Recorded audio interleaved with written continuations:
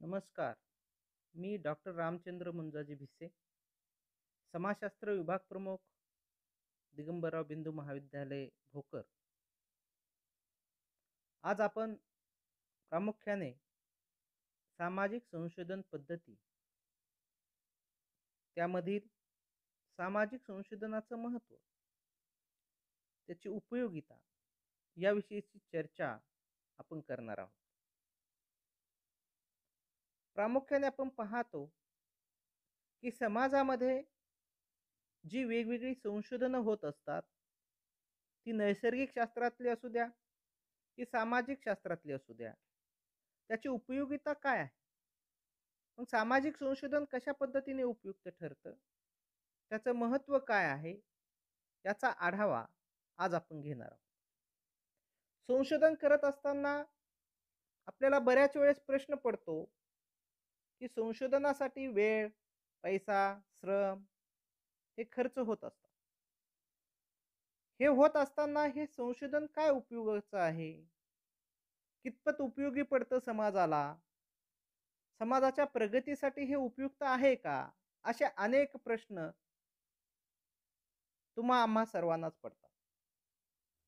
पण नुकतीच निर्माण झालेली कोविड-19 ची परिस्थिती, जगभर झालेलं हे काही वातावरण, त्यामुळं प्रत्येक व्यक्तीला, सामान्य व्यक्तीला सुद्धा संशोधनाचं महत्त्व हे दिसू लागलेलं आहे.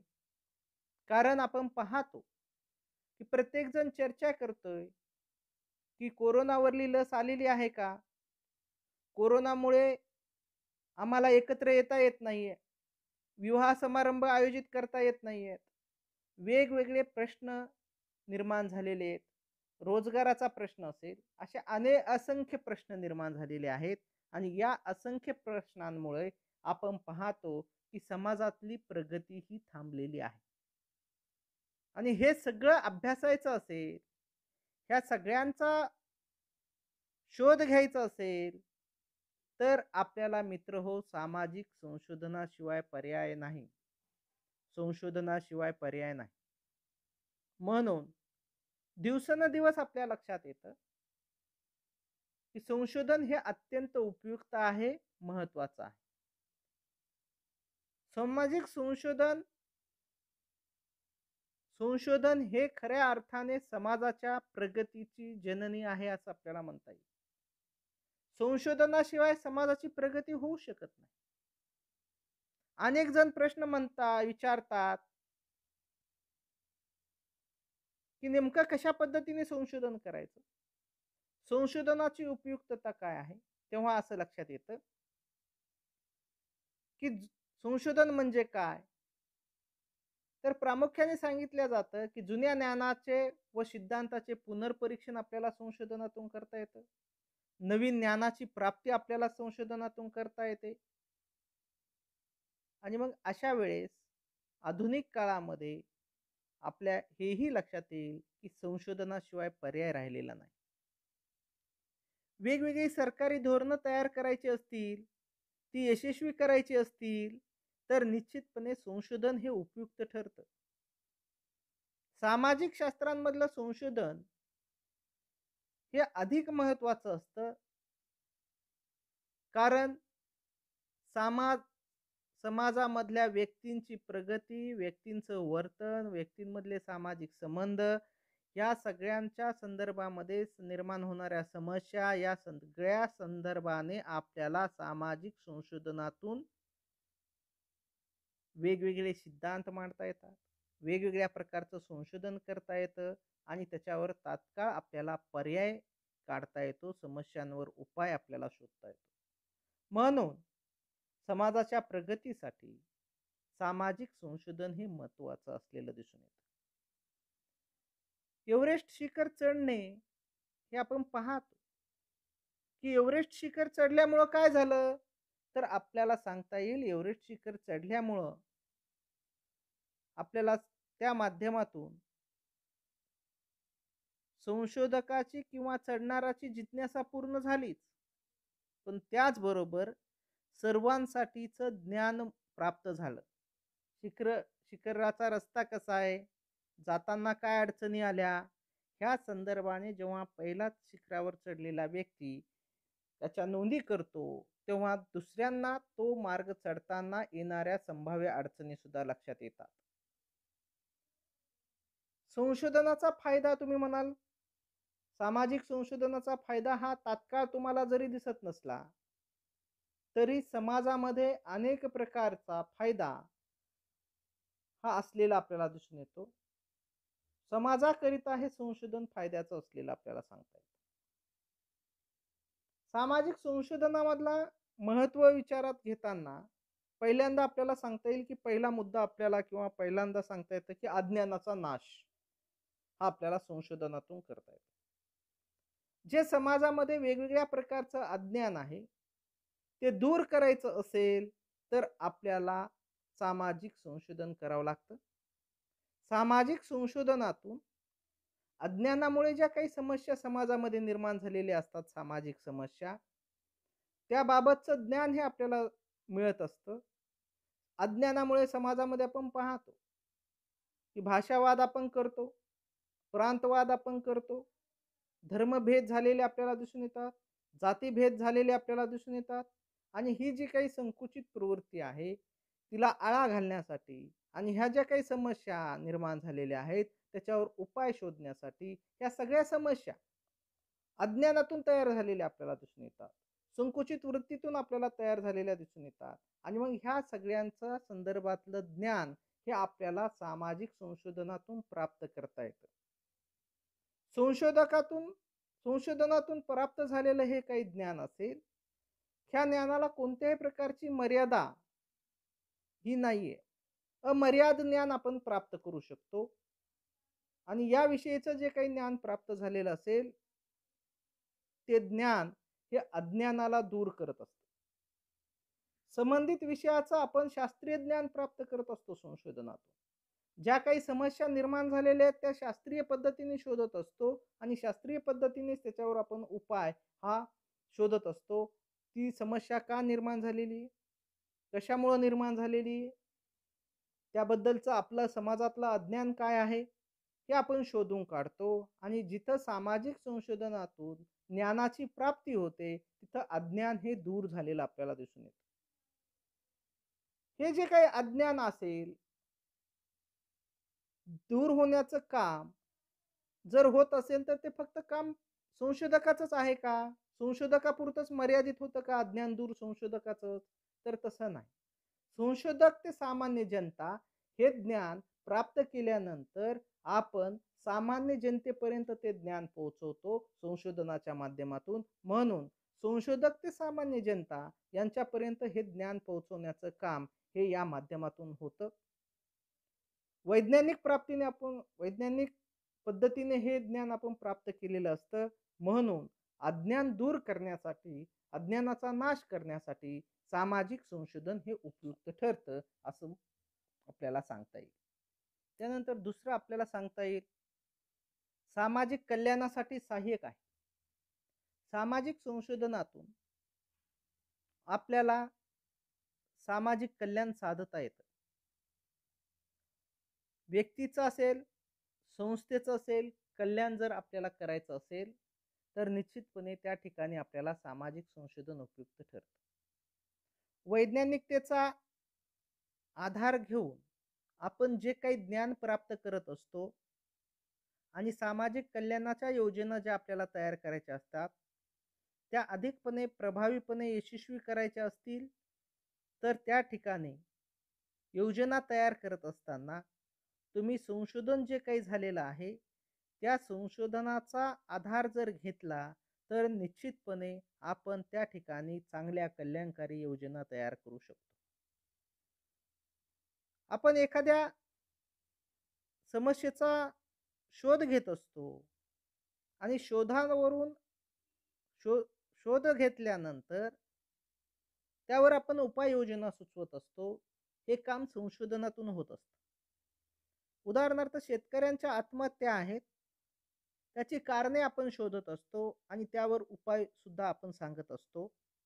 जर ते उपाययोजना केली तर निश्चितपणे शेतकऱ्यांच्या कल्याणाच्या योजना ह्या उपाययोजनेच्या माध्यमातून आपल्याला करता येते. म्हणजे सखोल असं ज्ञान आपण संशोधनातून मिळवलं एखाद्या समस्येबद्दलचं आणि कल्याणकारी योजना तयार करताना त्याचा जर उपयोग केला, तर निश्चितपणे आपल्याला सांगता येईल, की संशोधन हे त्या ठिकाणी उपयुक्त ठरतं. समाजामधल्या अनेक समस्या आहेत आणि त्या समस्याचा शोध घेत असतो आपण. अनेक समुदायांचा आपण वेगवेगळ्या कल्याणकारी योजना शासनाच्या स्तरावरून राबवल्या जातात. आदिवासी कल्याण योजना असतील, झोपडपट्टीच्या संदर्भातल्या काही योजना असतील, वंचित घटकांच्या काही समस्या असतील, त्यांच्या संदर्भातल्या काही योजना तयार करायच्या असतील, तर आपण ह्या सगळ्यांचा अभ्यास सामाजिक संशोधनातून करत असतो आणि ह्या समस्यांचा अभ्यास केल्यानंतर आपण त्यावर उपाययोजना सुचवत असतो आणि जेव्हा कल्याणकारी योजना तयार होत असतात, तेव्हा त्यांनी जर ह्या सामाजिक संशोधनाचा आधार घेतला, तर निश्चितपणे सामाजिक कल्याणाचे कार्यक्रम प्रभावीपणे राबवण्यासाठी सामाजिक संशोधन हे उपयुक्त ठरतं किंवा महत्त्वाचं असलेलं आपल्याला दिसून येतं. तिसरं आपल्याला सांगता येईल, की सामाजिक प्रगतीला सहाय्यक आहे. सामाजिक संशोधन हे सामाजिक प्रगतीसाठी अत्यंत आवश्यक आहे. समाजामध्ये चांगल्या गोष्टी निर्माण केलेल्या परिवर्तनाला आपण सामाजिक प्रगती असे म्हणतो. सामाजिक प्रगती करताना योग्य प्रयत्नाची आवश्यकता असते. योग्य मार्गदर्शनाची आवश्यकता असते. वैज्ञानिकतेचा आधार दिला जात असतो संशोधनाला आणि त्यामुळं संशोधनातून जी काही माहिती प्राप्त होईल, ती माहिती जर आपण प्राप्त करून घेतली आणि तिचा उपयोग जर आपण त्यासाठी केला, तर निश्चितपणे आपल्याला सामाजिक प्रगती करता येते. समाजामध्ये आपण जागृती निर्माण करतो सामाजिक संशोधनामधून आणि मग आपल्या लक्षात आलं, की संशोधनातूनच सामाजिक जागृती निर्माण होताना आपल्याला दिसून येते. कोविड-19 परिस्थिती जेव्हा निर्माण झाली, सुरुवातीला पद्धतीची लागण भारतामध्ये होऊ लागली, तेव्हा अनेकांना संभ्रमावस्था निर्माण झाली होती, की कोविड-19च्या विषाणू हा कशा पद्धतीने म्हणजे प्रवेश करतो शरीरामध्ये, त्याच्याबद्दलचे अनेक संभ्रम निर्माण झालेले होते. ते संभ्रम दूर करण्याचं काम हे संशोधनाने केलं आणि ते समाजापर्यंत पोहोचवण्याचं कामही संशोधनातून झालेलं दिसून येतं. संशोधकांनी त्या संदर्भातली सर्व माहिती आपल्यापर्यंत पोहोचवली आणि ती सामान्य माणसांपर्यंत पोहोचली आणि त्यामुळं अनेक प्रकारचं कोविड-19च्या परिस्थितीच्या संदर्भातलं अज्ञान जे आपलं होतं ते दूर झालं आणि निश्चितपणे समाजाच्या प्रगतीसाठी मग आपण पाहतो, की लॉकडाऊन 1, 2, 3 अशा पद्धतीने ओपन झालं. कारण अगोदर फक्त लॉकडाऊन करणं हाच पर्याय शासनाला वाटू लागला. परंतु समाजाची परिस्थिती जर आपल्याला सुधारायची असेल, अर्थव्यवस्था सुधारायची असेल, तर लॉकडाऊन हा पर्याय नाही, हेही संशोधकांनी सांगितलं आणि मग अशा पद्धतीने सामाजिक प्रगतीसाठी संशोधन हे सहाय्यक ठरलेलं आपल्याला दिसून येतं.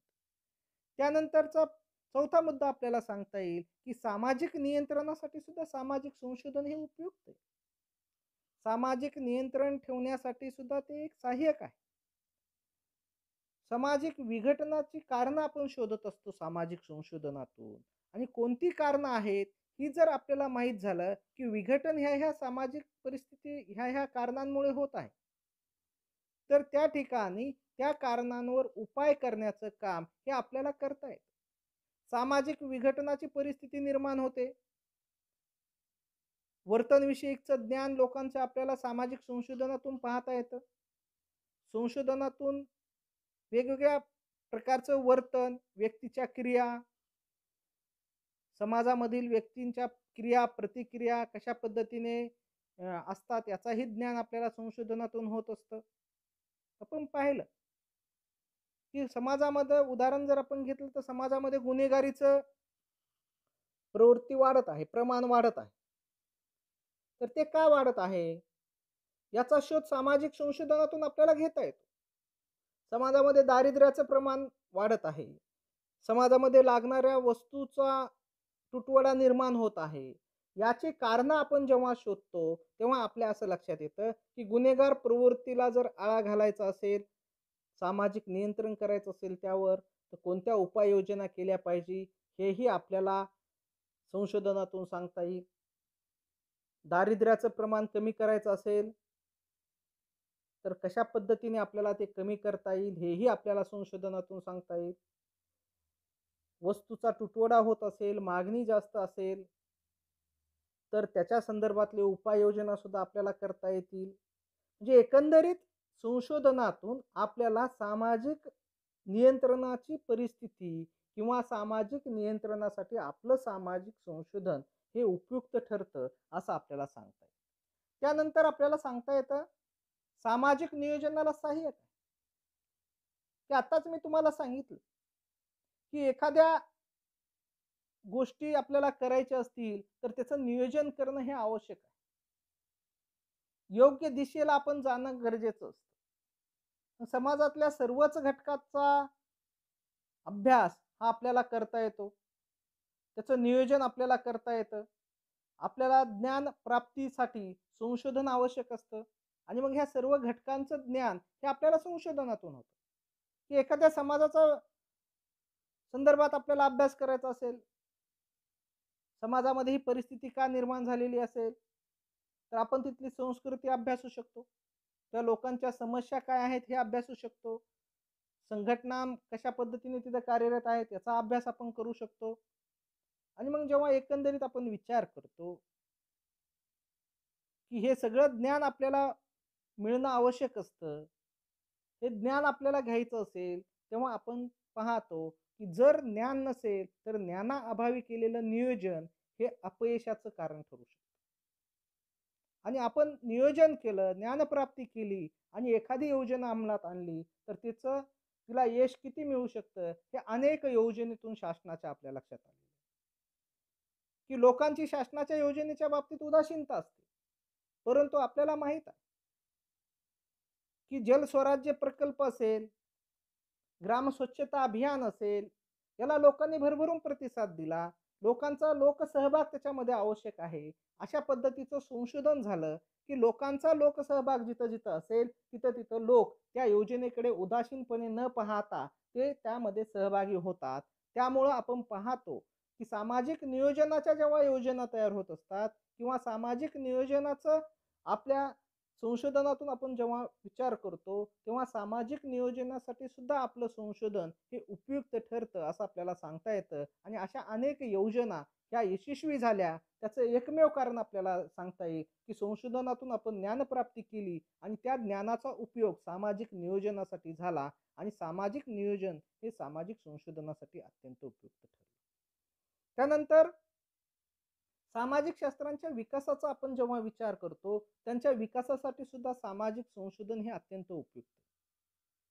सामाजिक शास्त्र जेव्हा आपण म्हणतो, तेव्हा ही सगळी शास्त्र, समाजशास्त्र असेल, अर्थशास्त्र असेल, इतिहास असेल, राज्यशास्त्र असेल, ही सर्व शास्त्र मानवाशी संबंधित आहेत.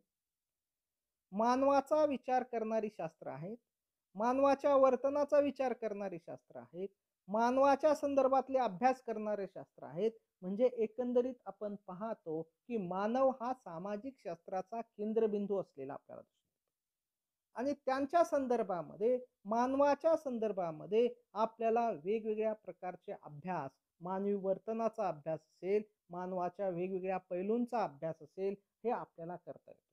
आणि त्या संदर्भातले वेगवेगळी संशोधनही पुढे आलेली दिसून येतात. मानवाच्या वर्तनाच्या संदर्भातली आपल्याला संशोधनं पुढे आलेली दिसून येतात आणि त्या संशोधनातून वेगवेगळे जे काही सिद्धांत निर्माण झालेले आपल्याला दिसून येतात वर्तनाच्या संदर्भातले, मानवी वर्तनाच्या संदर्भातले अनेक सिद्धांत हे समाजामध्ये उपयुक्त ठरले आपल्याला दिसून येतात. आणि जेव्हा ही शास्त्र आहेत, समाजशास्त्र असेल, अर्थशास्त्र असेल, वेगवेगळ्या प्रकारचे जेव्हा ते विचार करतात, तेव्हा आपल्या असं लक्षात येतं, की ह्या शास्त्रांच्या माध्यमातून आपण चांगल्या पद्धतीने जे काही सिद्धांत निर्माण झालेले आहेत, त्या सिद्धांताचे आर्थिक पैलू असतील, ते अर्थशास्त्रामध्ये अभ्यासले जातात. राजकीय पैलू राज्यशास्त्रामध्ये अभ्यासले जातात. सामाजिक पैलू हे समाजशास्त्रामध्ये अभ्यासले जातात आणि वेगवेगळे सिद्धांत त्यांच्या पैलूंच्या संदर्भामध्ये अभ्यास केले जातात. वेगवेगळ्या सिद्धांताची भर टाकली जाते. एकंदरीत हे जे काही सिद्धांत निर्माण झालेले आपल्याला दिसून येतात, या सगळ्या सिद्धांतांनी सामाजिक शास्त्राची प्रगती साधलेली आहे. समाजशास्त्र असेल, अर्थशास्त्र असेल, राज्यशास्त्र असेल, वेगवेगळे सिद्धांत निर्माण करून या सामाजिक शास्त्रांचा विकास हा झालेला आपल्याला दिसून येतो. त्यानंतर सैद्धांतिक उपयोगिता असलेली आपल्याला दिसून येते की सिद्धांताची मांडणी करणं, सामाजिक घटनांचा आपण पाहतो की अभ्यास करायचा असेल तर त्या ठिकाणी आपल्याला सामाजिक संशोधनच उपयुक्त ठरतं. आणि सामाजिक घटनांचा अभ्यास करताना सैद्धांतिक उपयोग काय आहे याचा? आपण सिद्धांताची निर्मिती करतो, त्या सिद्धांताला शास्त्राची मान्यता मिळते संशोधनातून केलेल्या. त्याचं कारण ज्या वेगवेगळ्या सामाजिक घटना घडलेल्या असतात त्या सामाजिक घटनांचा वस्तुनिष्ठ अध्ययन करणं हे काम सामाजिक संशोधनातून होत असतं. सामाजिक प्रक्रिया संबंधीचा अभ्यास करणं, त्या संबंधीचं वस्तुनिष्ठतेच्या आधारावर ज्ञान मिळवणं, मानवी समाजाचं जे काही अज्ञान आहे त्याच्या माध्यमातून नवीन ज्ञान प्राप्त करणं आणि त्या नवीन ज्ञानाच्या आधारे सिद्धांत निर्माण करणं आणि त्या सिद्धांताची मान्यता ही होत असते. म्हणून सिद्धांत निर्मितीसाठी सुद्धा आपलं सामाजिक संशोधन हे उपयुक्त ठरतं असं आपल्याला सांगता येईल. त्यानंतर तथ्यांचा क्रम लावून की जे काही तथ्य निर्माण झालेले असतात, जे काही आपण तथ्य मिळवत असतो की आपण पाहतो की तथ्यांच्या आधारे आपल्याला समाजामधलं नियोजन करता येतं, भविष्य कथन करता येतं. तथ्यांच्या आधारे आपण पाहतो की विशिष्ट परिस्थितीमध्ये आपण कशा पद्धतीने वर्तन केलं पाहिजे याचा अंदाज हा आपल्याला तथ्यांमुळे येतो. की निर्धारित तथ्यांचा क्रम आपल्याला या सिद्धांतातून संशोधनातून लावता येतो. संशोधनातून तथ्यांचं संकलन केलं जातं आणि त्या माध्यमातून भविष्य काळामध्ये कशा प्रकारची परिस्थिती निर्माण होते, विशिष्ट काळामधून आपण कशा पद्धतीने जायचं याचा अंदाज हा आपल्याला सामाजिक संशोधनातून होतो. आताच मी तुम्हाला उदाहरण दिलं, कोविड-19ची ही परिस्थिती निर्माण झाली आणि अनेक प्रश्न आपल्यासमोर उभे राहिले. मग शिक्षणाच्या संदर्भामध्ये ऑनलाईन शिक्षण देण्याचा प्रश्न असेल, विद्यार्थ्यांच्या आर्थिक परिस्थितीतून त्यांना ऑनलाईन शिक्षण कसं दिलं गेलं पाहिजे, त्यांच्याकडे कोणती साधनं सुविधा उपलब्ध आहेत याचा अभ्यास झाला आणि मग नंतर लक्षात आलं की फक्त 28 ते 30% विद्यार्थीच हे स्मार्टफोन वापरू शकतात किंवा वापरताना आपल्याला दिसून येत आहे. म्हणजे अशा पद्धतीची आकडेवारी जमा करणं, तथ्य जमा करणं, त्या तथ्यांच्या आधारे विश्लेषण करणं आणि त्याचा उपयोग हा प्रत्यक्षरित्या करणं आणि भविष्यामध्ये कशा प्रकारची परिस्थिती निर्माण. दुसरं आपल्याला लोकसंख्येचं उदाहरण घेतो की आज आपण सगळ्यांना आपल्याला वाटतं की आपल्या देशामध्ये तरुणांचं प्रमाण अधिक आहे, तरुणांचा देश म्हणून भारताची ओळख आहे. परंतु ह्या आकडेवारी आपल्याला हे सांगते की आज तरुणांचा देश असलेला भारत आणखीन काही वर्षानंतर वृद्धांचा देश म्हणून सुद्धा ओळखला जाणार आहे. भविष्यामध्ये वृद्धांची समस्या निर्माण होऊ शकते, वृद्धांचा प्रश्न अनेक प्रश्न निर्माण होऊ शकतो. आज आपण कमवता आहात जेवढे तरुण आहेत त्यांच्या संख्या अधिक आहे, परंतु काही काळामध्ये भविष्यामध्ये काय परिस्थिती भारतामध्ये निर्माण होईल, वृद्धांचं प्रमाण वाढणार आहे हेही आपल्याला यामधून कळतं. म्हणजे आपण एखादी तथ्य जमा करणं, त्या तथ्यांची माहिती घेणं हे काम आपण संशोधनातून करत असतो आणि ती तथ्य जमा केल्यानंतर भविष्यात कशा प्रकारची परिस्थिती निर्माण होईल किंवा आता आपण कशा पद्धतीचं नियोजन केलं पाहिजे हेही आपल्याला सांगता येतं. तर अशा पद्धतीने सामाजिक संशोधनाची उपयुक्तता ही असलेली आपल्याला दिसून येते. समाजातल्या सर्वच घटकांच्या संदर्भामध्ये जेव्हा आपण विचार करतो तेव्हा संशोधन हे उपयुक्त ठरताना आपल्याला दिसून येतं. यामध्ये आपण पाहिलं अज्ञानाचा नाश करणं, त्यानंतर सामाजिक कल्याणासाठी सहाय्यक ठरणारं संशोधन आपण पाहिलं, सामाजिक प्रगतीसाठी सहाय्यक ठरतं संशोधन हेही पाहिलं आपण. त्यानंतर सामाजिक नियंत्रणासाठी सुद्धा सामाजिक संशोधन हे सहाय्यक ठरतं. त्यानंतर आपल्याला सांगता येतं की सामाजिक नियोजनासाठी संशोधन उपयुक्त आहे, सामाजिक शास्त्रांचे जे विकासासाठी सामाजिक संशोधन उपयुक्त आहे, सैद्धांतिक उपयोगितेसाठी सामाजिक संशोधन उपयुक्त आहे, तथ्यांचा क्रम निर्धारण करणं किंवा भविष्य कथनासाठी सुद्धा सामाजिक संशोधन उपयुक्त आहे. जेव्हा जेव्हा अशा पद्धतीची संशोधनं होतात तेव्हा सामाजिक संशोधनं ही अत्यंत उपयुक्त आहेत किंवा महत्त्वाची आहेत आणि यासाठी समाजामध्ये प्रगती करण्यासाठी, समाजाचा विकास करण्यासाठी, समाजामध्ये कल्याणकारी योजना आणण्यासाठी, समाजामध्ये अज्ञान दूर करण्यासाठी या सर्वांसाठी सामाजिक संशोधन उपयुक्त आहे असंच आपल्याला सांगता येईल.